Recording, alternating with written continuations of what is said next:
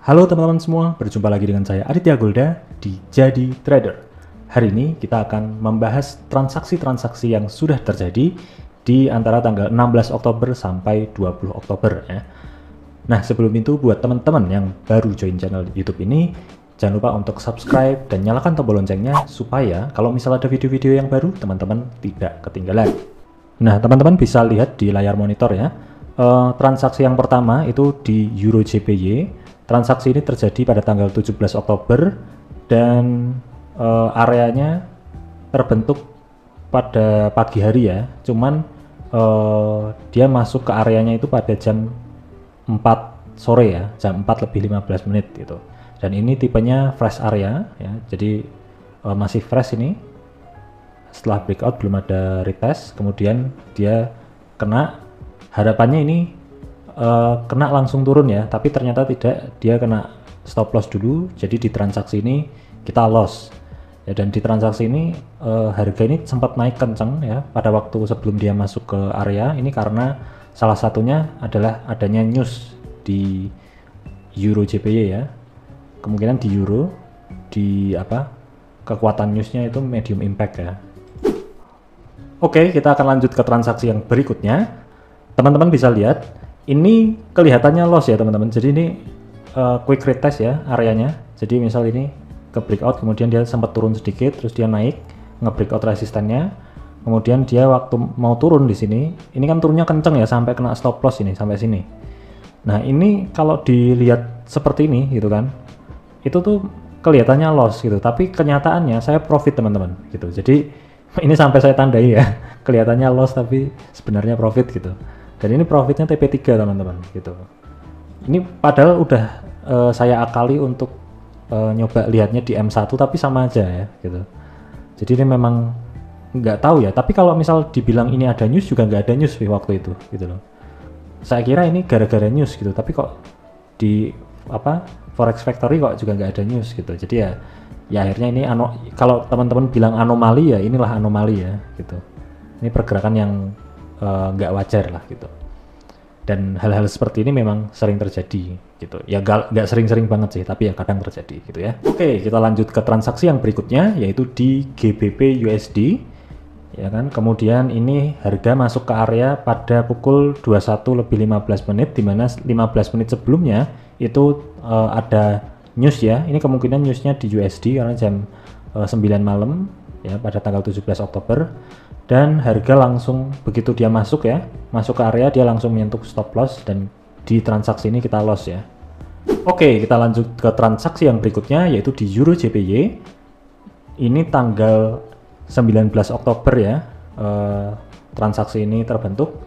Jadi ini dia nge-breakout, kemudian ini turun sebentar ya kan, turun sebentar, ini menyentuh area 157768, kemudian dia naik nge-breakout resisten, kemudian menjemput pending order kita di sini ya kan, makanya ini areanya quick retest, kemudian dia naik dan TP3 ya. Ini bahkan kalau misal teman-teman ambil TP4, TP5 mungkin masih bisa ya. Tapi saya enggak, saya ambilnya cuma TP3 ya gitu. Jadi di transaksi ini tanggal 19 Oktober kita profit. Lanjut ke transaksi yang berikutnya, yaitu di Euro JPY juga ya kan. Transaksi ini terjadi pada tanggal 20 Oktober 2023 jam setengah 2 siang ya. Tapi ini transaksinya terjadi jam 1 lah ya. Jadi awal-awal saya buka chart gitu kan, buka chart langsung oh ini ada setup nih gitu kan. Karena saya trading itu jamnya tuh jam 1 siang sampai jam 10 malam gitu. Nah, ini kebetulan Jumat jam 1 siang ya kan.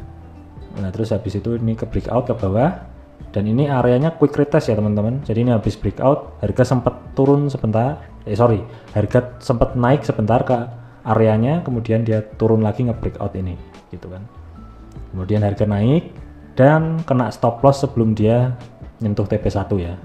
Jadi di transaksi ini kita mengalami loss. Oke teman-teman, sekarang kita lanjut ke trade recap ya.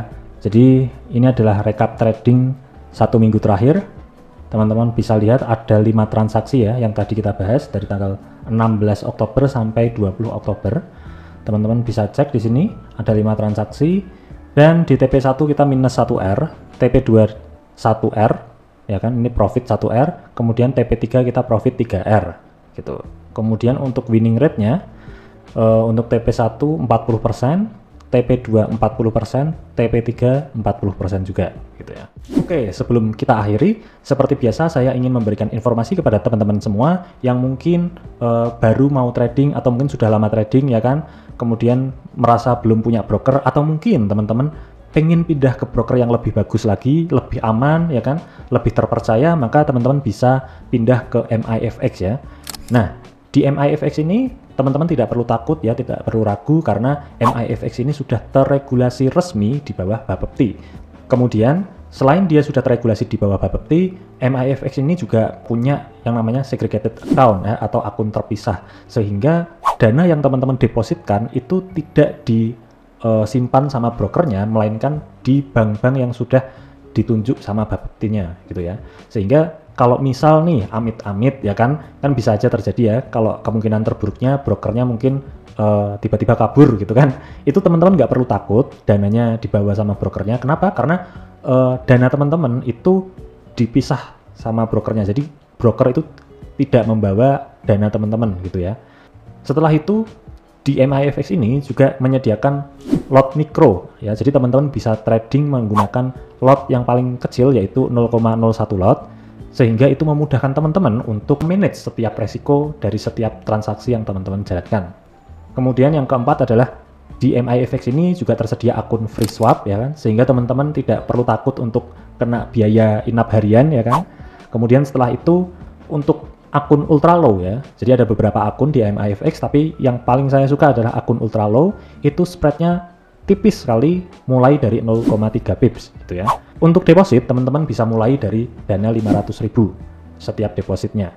Dan yang paling saya suka dari MIFX ini adalah ada aplikasi trading yang membantu setiap trader untuk memudahkan mereka melakukan penghitungan resiko gitu ya. Jadi kalau misal teman-teman trading biasanya ya, kalau di luaran sana itu kan pakai MT4 ya, MT4, kemudian teman-teman download lot kalkulator gitu. Nah kalau di MIFX ini enggak teman-teman gitu. Jadi ya tetap begitu bisa gitu kan, tetap teman-teman trading di MT4 bisa. Cuman MIFX ini menyediakan aplikasi trading yang kalau misal teman-teman entry dari aplikasi itu langsung kalau misal teman-teman entry 0,02 atau 0,03 gitu kan, nanti entry-nya di berapa, stop loss-nya di berapa, take profit-nya di berapa, itu langsung resikonya ketahuan sebelum teman-teman entry.